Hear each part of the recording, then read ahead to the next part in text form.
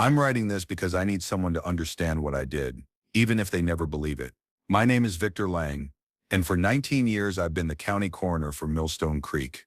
I've seen bodies in every state of decomposition, cataloged causes of death that would turn your stomach, and signed off on exhumations that revealed nothing more sinister than water damage and time. I thought I understood the limits of what happens to us after we die. I thought biology was predictable, even in decay. I was wrong about that, and now I'm paying for my certainty in ways I still don't fully comprehend. It started 3 weeks ago on a Tuesday morning, the kind of gray October day where the mist never quite burns off and everything smells like wet leaves and cold earth. The Cedar Grove Cemetery, established 1847, had been experiencing subsidence issues along the eastern slope, graves shifting, headstones tilting. One marble angel cracked clean through the torso. The county had approved emergency exhumations for 6 plots before the hillside gave way entirely. Standard procedure: photograph, document, transfer, remains to temporary storage, reinforce the earth, rebury. I'd supervised dozens of these operations. They're tedious, respectful work. Nothing about this one seemed different when I arrived at 7:15 that morning, my boots already caked in mud from the parking area. The excavation crew had started early. Cole Brennan, 29, third-generation cemetery worker with the build of someone who'd spent his life moving heavy stone, was running the backhoe. He had that particular focus gravediggers develop: efficient, neither reverential nor callous, just doing what needed doing. The other workers were hand-clearing around the first casket, a 1970s model steel unit. When I did my initial walkthrough, everything was by the book. I remember the sound of their shovels scraping metal, the wet sucking noise as mud released its grip. Standard. The second casket was Alice Drummond's. Died 2014, age 73. The records listed natural causes, some kind of wasting illness that her doctors never quite pinned down. She'd been a local fixture, ran an herb shop on Crescent Street, grew medicinal plants in her backyard. Some of the older residents still crossed themselves when they passed her old property. There'd been talk, the kind of talk small towns never let go of. Witchcraft, curses, hexes. I'd always filed it under folklore, the kind of superstition that clings to any woman who knew too much about plants and preferred her own company. When the backhoe's claw broke through to her burial site at 9:43 a.m., Cole killed the engine. The sudden silence had weight to it. I was filling out paperwork 50 feet away when he called me over, and I remember being annoyed at the interruption. I wanted to finish the documentation while the details were fresh. But something in his voice made me look up. He was standing at the edge of the excavation, not moving, just staring down into the hole they'd made. I walked over and looked down. The casket was invisible, completely encased in a mass of thick, gnarled roots, wood brown and gray-black, some as thick as my forearm, others thin as fingers, all woven together in a dense cocoon that pulsed with something that wasn't quite moisture. The roots had broken through the clay and limestone, wrapped around the burial vault, and from what I could see where the backhoe had torn them, they'd penetrated the metal casket itself. The nearest tree was a massive oak, about 50 feet upslope, its canopy spreading over a dozen other graves. But this was something else. Root systems don't work like this. They follow water, follow the path of least resistance. They don't target. I called in Dr. Simone Fletcher, a botanist from the State University who'd consulted on invasive species cases before. She arrived by noon with soil testing equipment and a camera with a macro lens. I watched her circle the excavation site 3 times before she said a word. When she finally spoke, she was looking at the oak, not the grave. "That tree's been here how long?" she asked. I checked the cemetery records. Planted 1847. Same year the cemetery was established. She nodded slowly. "And Alice Drummond planted it." I didn't know, but Iris Drummond did. Alice's granddaughter, 35, worked as an herbalist in Asheville, but drove down that afternoon when I called her. She stood at the grave's edge in rain boots and a canvas jacket, arms crossed, and when she saw the roots she didn't look surprised. She looked resigned. "She planted it when she was 9 years old," Iris said quietly. "Used a cutting from the old-growth forest up north. She told me once that she'd made a promise to it, that she'd protect this ground and it would protect her." She glanced at me. I thought she was being poetic. "We should have stopped then, filed the paperwork, declared the site unstable, moved on to the other graves." But Dr. Fletcher was already taking samples. And I was fascinated in the way you're fascinated by something that shouldn't exist, a biological impossibility that's right there in front of you. We decided to carefully clear enough roots to access the casket, document everything, and then determine next steps. Cole and his crew started cutting. The roots didn't bleed. They oozed, a thick, amber sap that smelled like copper and turned earth, viscous and strangely warm, despite the cold air. It got on Cole's gloves first, and he wiped them on his jeans without thinking. Standard mistake. We all make them.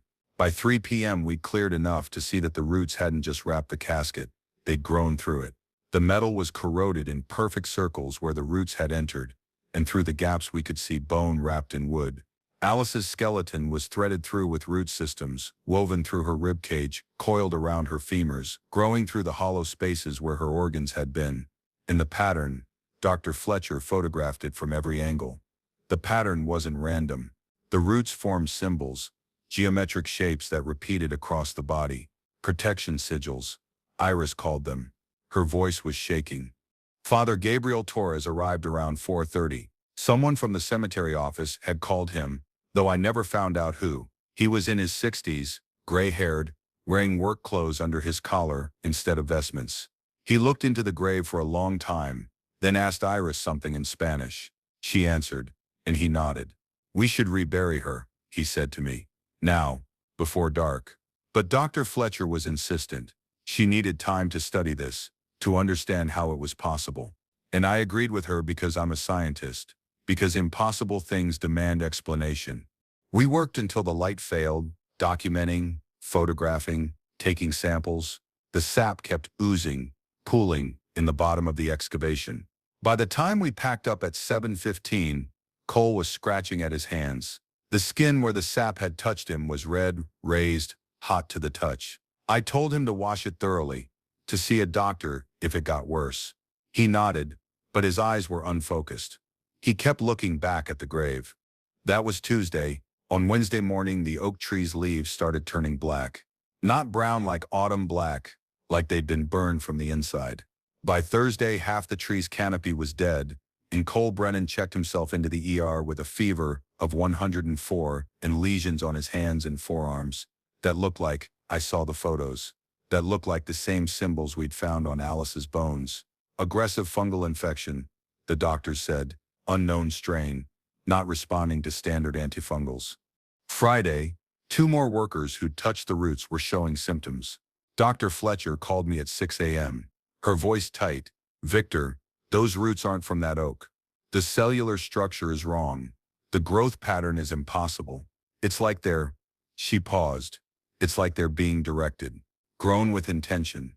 And the sap, it's enzymatic. It's designed to break down foreign matter, to protect something. We've triggered a defense mechanism." Iris came back Saturday with pages of handwritten notes, her grandmother's journals. She knew she was dying, Iris said, and she didn't trust that the land would be safe after she was gone. Developers had been circling, talking about expanding the highway, paving over the cemetery. So she stopped, stared at the now dying oak. She made herself part of the defense, became the seal, and we broke it. Father Torres came back that night with holy water and prayers in 3 languages, but his hands were shaking. "Some promises run deeper than consecrated ground," he said. "This is older than my church." I authorized the reburial Sunday at dawn. We used a crane to lift the entire root mass, casket and all, exactly as we'd found it. Cole was in the ICU by then, the fungal infection spreading to his lungs. The other workers were quarantined. We lowered Alice back into the earth, roots intact, and Father Torres said words I didn't recognize while Iris scattered something that smelled like sage and copper. We filled in the grave, tamped down the soil, and I signed paperwork that would make sure no one ever tried this again. The oak didn't recover. It's dead now, blackened and skeletal against the sky. Cole survived, but his hands are scarred with symbols he'll carry forever. Dr. Fletcher destroyed her samples and won't return my calls. And I dream about those roots every night, the way they'd grown through bone with such precision, such purpose. I'm writing this because I need to tell someone what I've learned. We think death is the end, that burial is containment, that the body becomes passive earth. But Alice Drummond made different arrangements. She promised to protect that ground, and when we broke the seal, she'd grown into her own bones, We learned that some kinds of death aren't endings at all. They're transformations. They're guardianship. If you ever find yourself standing over a grave, wrapped in roots that shouldn't be there, growing in patterns that suggest intention, walk away. Don't excavate. Don't document. Don't try to understand. Some people keep their promises in ways we're not meant to disturb. And if you break them anyway, if you let your curiosity override your instinct, then you'll learn what I learned. That protection and curse are sometimes the same thing, and neither one forgives interruption. The infection is in my bloodstream now. Started 3 days ago, small lesions on my fingers where I touched the casket. They're forming shapes I recognize. I've stopped going to doctors because I know what they'll find, and I know there's no cure for breaking a promise that was kept in roots and bone and earth. I'm not afraid, not really. I'm just sorry I didn't listen when Father Torres first looked into that grave and understood what we were seeing. Some debts are paid in protection, some are paid in consequences, and some of us are too late learning the difference. Hello, YouTube family. Thanks for watching. Big love to our subscribers. You keep this channel alive. Only about 20% of viewers are subscribed, so if you enjoy the chills, hit that subscribe button. It's quick, it helps a ton, and it means more stories coming your way. See you in the next one, if you dare. I'm a coroner, Julia Brennan, Whitford County. Been doing this work for 8 years now, after leaving academic anthropology behind. I spent 5 years studying death rituals in 17 different cultures, wrote my dissertation on the universality of burial practices, and came to one solid conclusion: every society, no matter how different, treats the dead body as sacred precisely because it stays put, the body remains. That's the foundation of every funeral rite, every burial custom, every way we've ever said goodbye. The body stays in the ground, and we the living get to walk away. That certainty is what makes grief possible. Without it, there's just a hole that never closes. I'm writing this on a Sunday night, 3 weeks after the Shaw exhumation, because I need to put it somewhere before it swallows me whole. I haven't slept more than 2 hours at a stretch since the 13th grave. My hands shake when I sign death certificates now. I keep checking burial records for discrepancies that shouldn't exist, can't exist, but I know they do because I saw what was in that ground. It started routine enough. Thursday morning, April 18th, I received a request from Owen Shaw to relocate his brother Timothy's remains from Cedar Lawn Cemetery to the family plot in Pennsylvania. Standard estate issue, something about property transfers and inheritance law requiring all family members to be interred together. Timothy had died 5 years prior, August 2020, farming accident involving a grain auger. I'd handled the death certificate myself back then, massive traumatic injury, declared at the scene, closed casket funeral 3 days later. Everything by the book. The exhumation permit took 2 weeks to process, and we scheduled the dig for Friday, May 3rd, 7 a.m. I arrived at 6:45 to early morning fog, the kind that sits heavy over gravestones and makes everything look soft-edged and unreal. The excavation crew was already setting up, backhoe positioned, orange safety cones placed, the usual equipment. Austin Grant, the forensic archaeologist I'd hired to supervise the dig, was checking his ground-penetrating radar unit. He was 27, precise, still had that academic eagerness that hadn't been worn down by too many bad sites. His grandfather had been buried somewhere in this same cemetery. He'd mentioned during our initial meeting, though he'd never known the man well.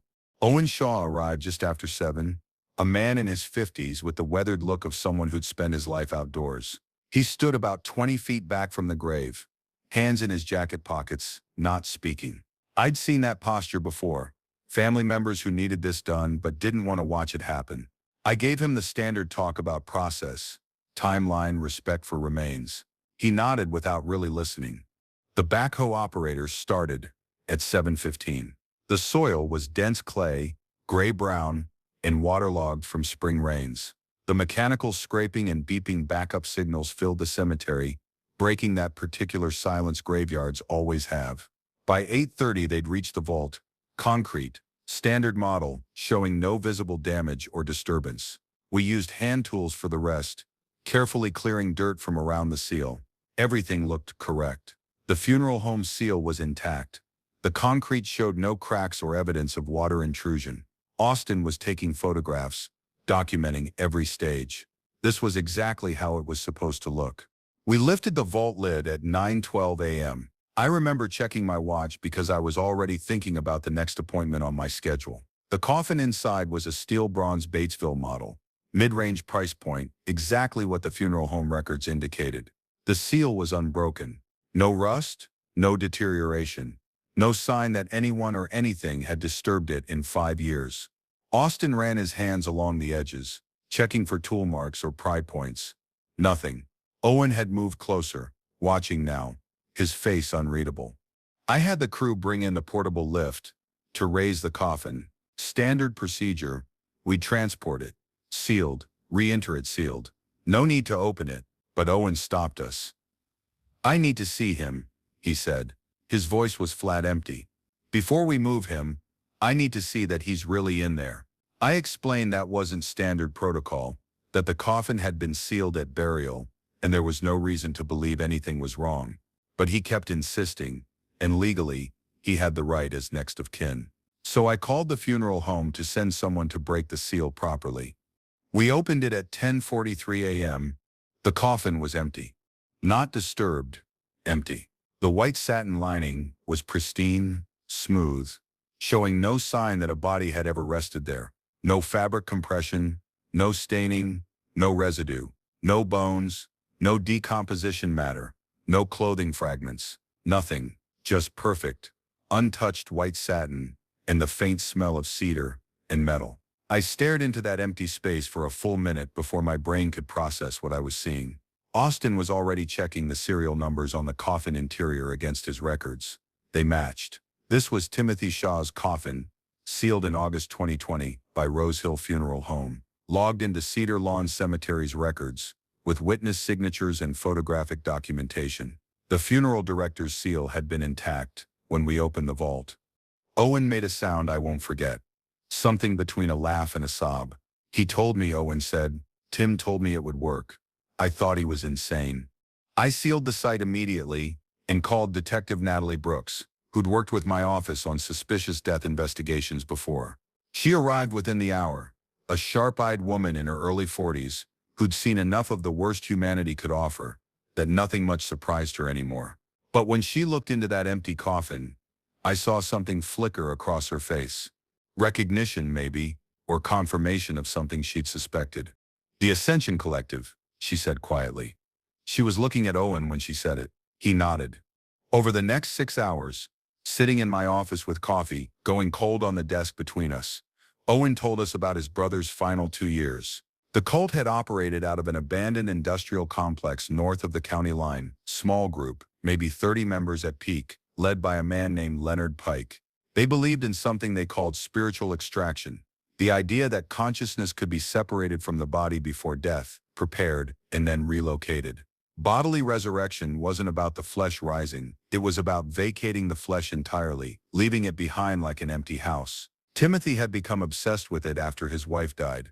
He'd spent his last months attending their ceremonies, participating in rituals. Owen didn't understand and didn't want to. When Timothy died in that grain auger accident, Owen had believed it was just that, an accident, but Timothy had told him 3 days before his death that soon he'd prove it all worked, that his body would just be an empty vessel. Natalie had a file. She'd been tracking the Ascension Collective for 6 years, ever since similar impossible situations started appearing in her caseload. Missing persons who weren't quite missing because their cars and wallets and lives remained intact, just the people themselves were gone. She'd identified 14 names connected to the cult, all deceased, all buried in Cedar Lawn Cemetery, all with death certificates I'd signed, or my predecessor had signed, all supposedly in the ground. I authorized 13 more exhumations. Emergency order, signed by a judge who looked at Natalie's file and went pale. We brought in 3 more excavation crews, worked through the weekend in shifts. Austin coordinated the digs, using ground-penetrating radar first to check for disturbances. The soil was clean in every case. No tunnels, no disturbances, no evidence that anyone had dug down to those graves from above or below or any direction. But 12 of those coffins, when we opened them Sunday morning, were empty. Perfect white satin interiors, unbroken seals, nothing inside. The 13th grave we opened at 4:30 p.m. Sunday, just as the light was starting to fade. The coffin belonged to Margaret Ross, died 1998. first recorded member of the Ascension Collective. Natalie had found her name in Pike's early writings. When we lifted the vault lid, we could smell it immediately. The specific, unmistakable smell of decomposition that was far too fresh. Austin checked his radar readings 3 times. The soil above this grave showed no disturbance. Same as all the others. We broke the seal. I wish I could tell you I was prepared for what we found, but no training prepares you for seeing 14 bodies stacked in a space meant for one. They were arranged like cordwood, layered carefully, arms folded across their chests, their faces. I can still see their faces. Not skeletal, not decomposed to bone like they should have been after years or decades in the ground. They were fresh, days dead at most. Their expressions locked in what I can only describe as absolute terror. Eyes open, mouths frozen mid-scream, the kind of expression that suggests they died seeing something no human should see. I checked the dental records later, matched them personally. Every body in that grave corresponded to one of the empty coffins. Timothy Shaw was third from the top, his face just as horrified as the rest. They'd been pulled from their graves somehow, kept alive or preserved or maintained through something I don't have words for, and then killed, really killed this time, and stacked together in Margaret Ross's plot. Leonard Pike attended every exhumation. He stood at the periphery, always just beyond the police tape, watching with this serene smile that never wavered. Natalie approached him a dozen times, but he never said anything actionable. He'd just smile and ask if we needed any assistance. Understanding what we'd found. His compound had been searched, of course. It was clean. Whatever rituals they'd performed, whatever mechanism they'd used to achieve the impossible, there was no physical evidence left behind. Pike knew exactly where every legal boundary was, and he never crossed it.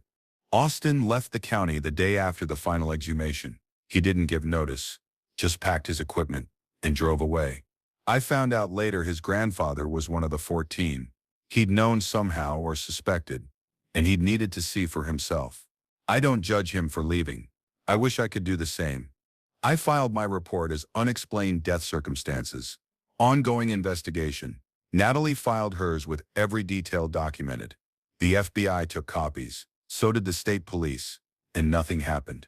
Pike still lives in the county, still walks around free, still smiles that knowing smile when he sees me in town. Because what law did he break? What evidence exists beyond 14 bodies that shouldn't exist and 12 empty graves that violate every physical law? I understand. How do you prosecute someone for deaths that already happened years ago, for bodies that were already buried and certified? I don't believe in souls. I believe in biological processes, in decomposition rates, in the physical laws that govern what happens to organic matter. I believe in documentation and evidence, in the scientific method. I spent my entire academic career proving that death rituals are just psychological mechanisms to help the living cope with loss. That there's nothing supernatural about burial, that bodies stay dead and stay buried. But I stood in that cemetery and looked at 14 faces locked in expressions of impossible terror, and I knew they'd been somewhere else. For years or decades, they'd been kept in some space between death and true death, conscious maybe, aware certainly, until Pike or his followers decided their purpose was complete and stacked them like firewood in a grave that should have held one body dead for 27 years. Owen Shaw comes to my office every Tuesday now. We don't talk about Timothy.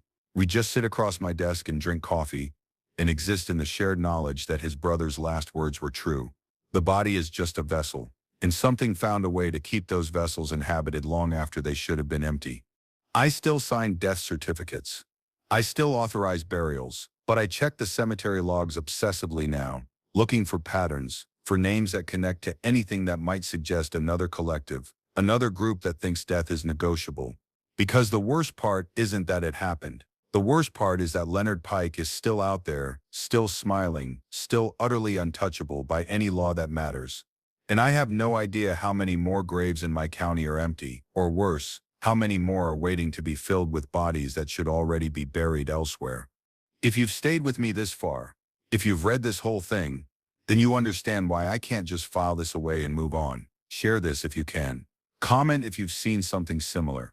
If your town has graves that don't sit right, if you know of groups that talk about spiritual extraction or bodily transcendence, I'm looking for patterns now because that's all I have left. The silence in an empty coffin is worse than any scream. Trust me on that. And if you ever find yourself authorizing an exhumation, and the ground-penetrating radar shows perfect, undisturbed soil, but something in your gut says to check anyway, listen to that feeling. Because some vessels get emptied on purpose, and what refills them is worse than any death I've ever documented. See you in the next one, if you dare. There's a specific weight to a human femur that you learn to recognize after years of handling remains. It sits in your palm with a density that feels almost intentional, like the bone knows what it once supported and carries that memory in its molecular structure. I'm David Morse, County Coroner for the past 14 years, doctorate in forensic anthropology with a specialty in burn victims and fire-related deaths. I've held thousands of bones. I know what fire does to human remains. How the calcium carbonates crack and calcify, how organic matter burns away leaving behind that distinctive chalky white or gray ash texture that crumbles at too firm a touch. I know the temperature gradients, the exposure times, the way different accelerants leave different signatures in the skeletal structure. I thought I knew everything fire could do to bone. Sandra Calloway's remains taught me I was wrong. The exhumation request came through on a Wednesday in late September. One of those crystalline autumn days where the air smells like wood smoke and dying leaves.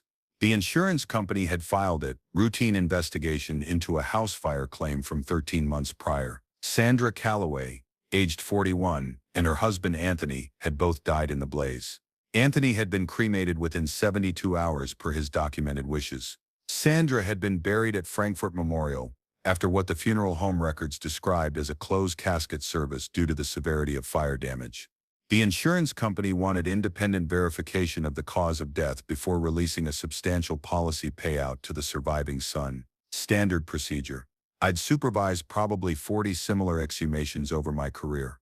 Lieutenant Jessica Wade from the fire marshal's office met me at the cemetery at 6:30 a.m. She was 38, precise, with the kind of controlled intensity that comes from working arson cases, where the evidence is always half destroyed before you arrive.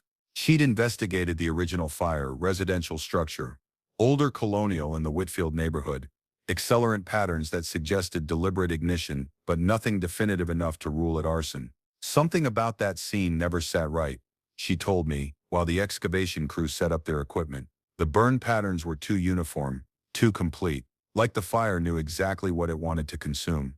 We reached the casket at 8:15. Standard burial vault, concrete, showing normal settling and minor water seepage. The funeral home had used a mid-grade steel coffin with a rubber gasket seal. When we lifted the vault lid, I could smell it immediately. Not decomposition, but something mineral and sharp, like ozone after lightning strikes. Jessica noticed it too, her head tilting slightly, nostrils flaring. "That's not right," she said quietly. The coffin seal was intact. We brought it up carefully, transported it to my examination facility in the back of the county medical examiner's van. I scheduled the opening for 10 a.m., giving me time to review the original autopsy report and fire marshal's findings. The documentation showed Sandra had been identified through dental records and a surgical pin in her left ankle. Cause of death was listed as smoke inhalation with severe thermal injury. The funeral director's notes mentioned extensive fire damage, remains not suitable for viewing. When I opened the coffin at 10:03, with Jessica observing and my assistant documenting with video, I understood why they'd chosen closed casket, but not for the reason I'd expected. Sandra Calloway's skeleton was completely intact. Every bone present, articulated, arranged in proper anatomical position. The burial shroud had disintegrated normally, small fragments of fabric remaining between the ribs. But the bones were wrong. They were black, not charred, not fire damaged, not stained or discolored, black. A deep, lustrous black like polished obsidian or wet ink, coating every single bone from skull to phalanges in a perfectly uniform layer. The surface caught the overhead examination lights and reflected them with an almost crystalline shimmer. I'd seen fire damage in every configuration. I'd examined bones burned at temperatures exceeding 2,000 degrees. This wasn't that. This was something else entirely. Jessica was silent for a long moment. "Then that's not from the fire." "No," I agreed. "It's not." I took samples immediately.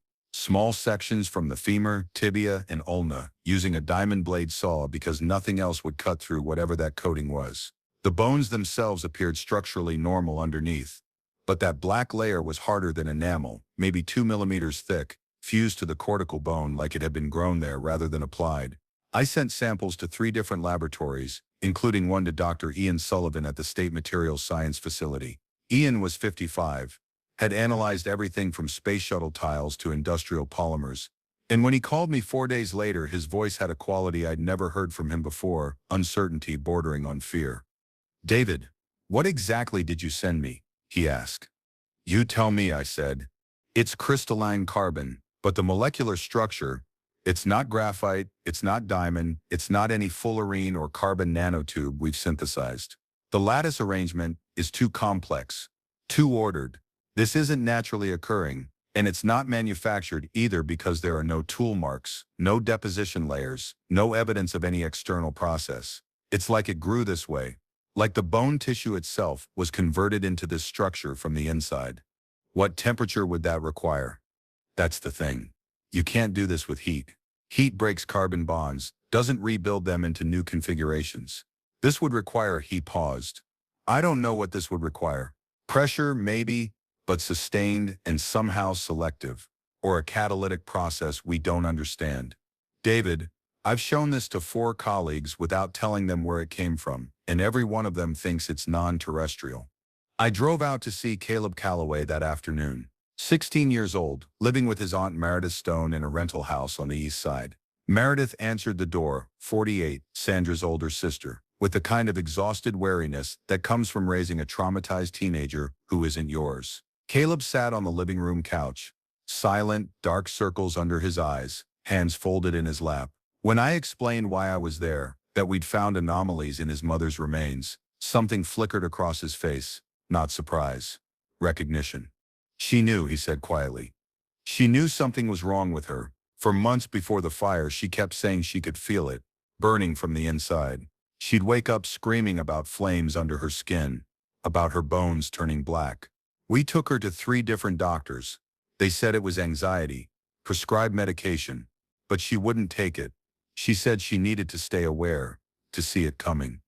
Meredith sat down beside him, her hand on his shoulder. "Our family has a history," she said. "Our grandmother saw things, deaths before they happened, places that would burn, people who would die. She kept journals. Sandra read them after Grandma passed. That's when it started." "When what started?" I asked. "The dreams," Caleb said. "Mom started dreaming about fires, specific fires. She'd describe buildings, addresses, dates, and then they'd happen, exactly as she saw them. A warehouse on Polk Street, 4 days after she dreamed it, an apartment building downtown. A week later, she was terrified.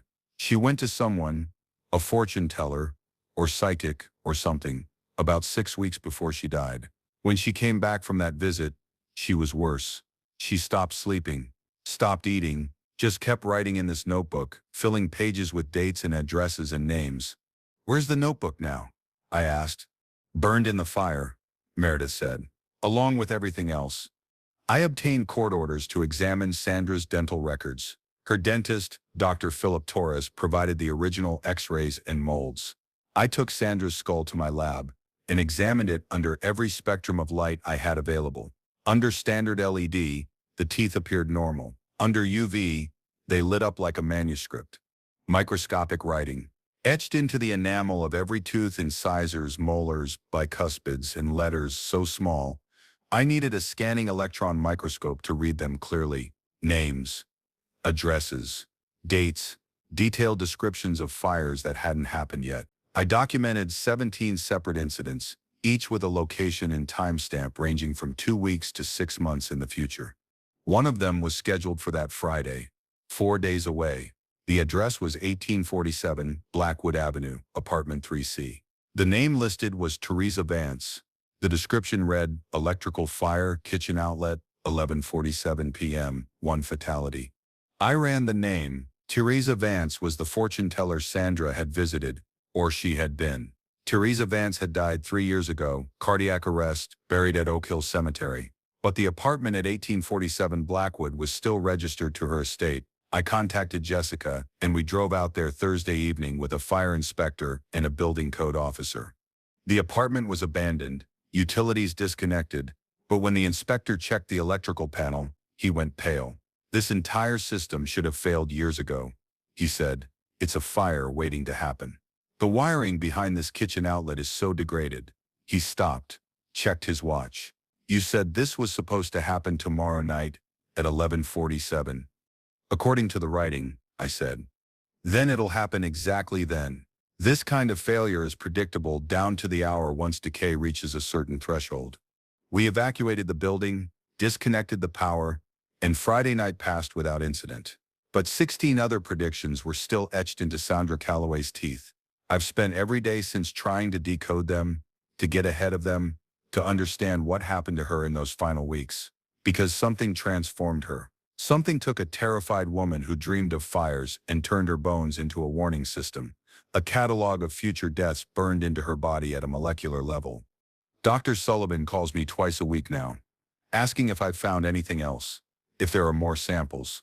He's convinced that whatever process created that crystalline carbon structure isn't human technology. It's too perfect. He keeps saying, too intentional. Like someone or something used her as a recorder, a storage medium for information that needed to be preserved in the most permanent way possible. I've submitted requests to exhume Teresa Vance's remains, but they've been denied insufficient cause, the judge said. I've tracked down Sandra's grandmother's journals through Meredith, reading decades of prophetic dreams and visions that all centered on fire. There's a pattern there, a hereditary sensitivity maybe, but nothing that explains the mechanism of transformation. Caleb came to see me last week. He started having dreams, not about fires, he says, but about water, drowning, people trapped under ice. He woke up with his fingers numb and blue-tinged, though the room was warm. He wanted to know if it was starting, if he was going to end up like his mother, bones crystallized into warnings that come too late or too obscure to save anyone. I didn't have an answer for him. I still don't. I keep Sandra Calloway's remains in a secured examination room, each bone cataloged and stored in specialized cases. Under UV light, new writing appears sometimes, not on the teeth now, but etched into the bone surface itself. Faint, growing clearer. More predictions. More fires. I document them, report them to the authorities, and sometimes we prevent them. Sometimes we don't. The question that keeps me awake isn't what transformed Sandra. It's how many others are out there, marked and changing, their bodies being converted into archives of future deaths while they're still alive and terrified and unable to stop it. How many more black skeletons are waiting in graves I haven't opened yet, carrying warnings written in crystalline carbon that we don't know how to read until it's too late? If you've made it this far, if you've stayed with me through this whole account, then you understand why I can't let this go, why I keep checking those predictions, keep trying to decode the pattern, keep searching for others who might be marked. Because Sandra Calloway burned from the inside out, just like the fortune teller warned her, and her bones are still burning, still recording, still trying to tell us something we don't have the capacity to understand.